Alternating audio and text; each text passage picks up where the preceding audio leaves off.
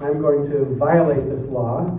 And I called Eric and I said, you're going to go to jail. So instead of going to jail, let's challenge it. And I, the most naive law professor in all of America, believed we could take this challenge to the Supreme Court and get the Supreme Court to say this was unconstitutional, and we would free culture, and I could go back to my life as a law professor, believing we had saved culture from the extremely crazy policies which Congress was repeatedly passing. Well, 10 years ago, in December 16th, 2002, we celebrated the launch of Creative Commons, which was a promise that I made to Eric Eldred. We had argued the case, I'd argued the case 2 months before, and Eric said to me before the argument, he said, you know, I don't think we're going to win. But what I don't want to happen is that we go to the Supreme Court and lose, and then all of this is forgotten. So I want you to promise me that you will help start a foundation whose purpose it is to free culture and make culture available and to celebrate the ideas that this case is about. And I said, you know, Eric, I don't do foundations, I don't do that, but okay, I'll make that promise. Believing in my heart wasn't really necessary. We're going to win the case. I could just go back to my life once we won the case. And so even 10 years ago, at the launch of Creative Commons, at this party where I stood up and I showed a video from John Perry Barlow endorsing Creative Commons, and then we cut to a video of Jack Valenti, the head of the Motion Picture Association of America, endorsing Creative Commons, and we puzzled everybody in the audience how this was possible to have these two people endorse the same idea. Even then I believed this was going to be a great party, but we didn't really need this, didn't need this project. Well, January 15th, 2003, I got a call from the Supreme Court. They told me that we had lost the case.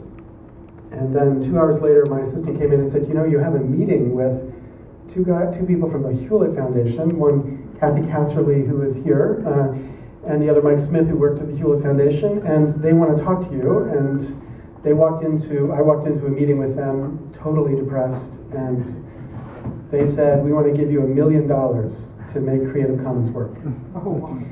And so that began the project. And I turned away from being the lawyer activist to being just the lawyer who gave up law as the solution to this problem and turned to activism, to waking a culture up, to being part of a movement that has many different parts, Wikipedia, EFF, people from around the world, the free software movement, who are trying to get a culture to recognize what was at stake here. And 10 years later, I look back and I'm proud of what all of us have accomplished in this. Creative Commons, the project we helped encourage, Wikipedia, EFF, the Free Software Foundation, all of these organizations that have finally brought the ideas which 10 years ago seemed kind of crazy into the mainstream for anyone who thinks. For anyone who thinks. And the moment which was, for me, the moment of real recognition that maybe we'd accomplished something is I was doing a Skype talk to a class of kids. They were like, I think they were like 7th graders. And they were in a remix class. And the teacher had invited me to come talk to them, so I was Skyping in and I was talking to their class. And in the back of the room, I saw a CC sign on the wall. Somebody had made a CC sign, hung it on the wall. And so I said, you know, what's that CC sign in the back? And the kid said, oh my God, you don't even know what CC is? Man, what do you know?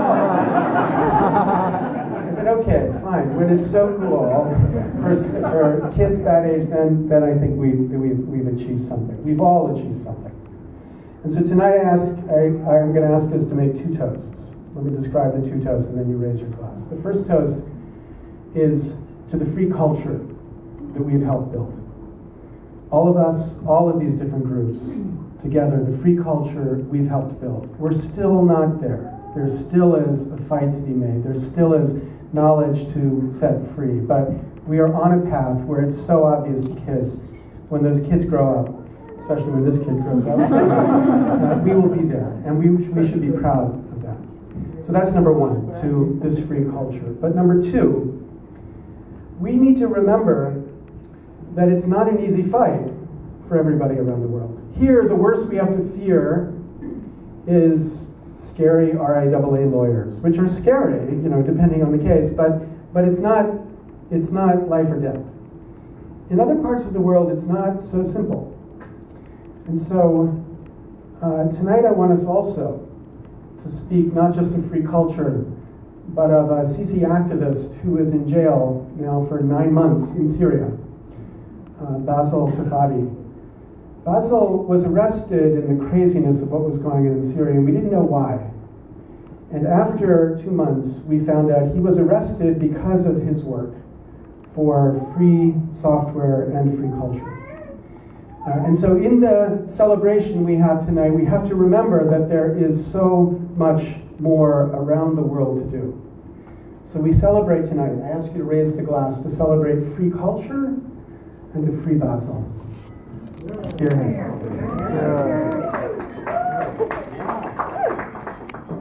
So it's my honor, my pleasure to introduce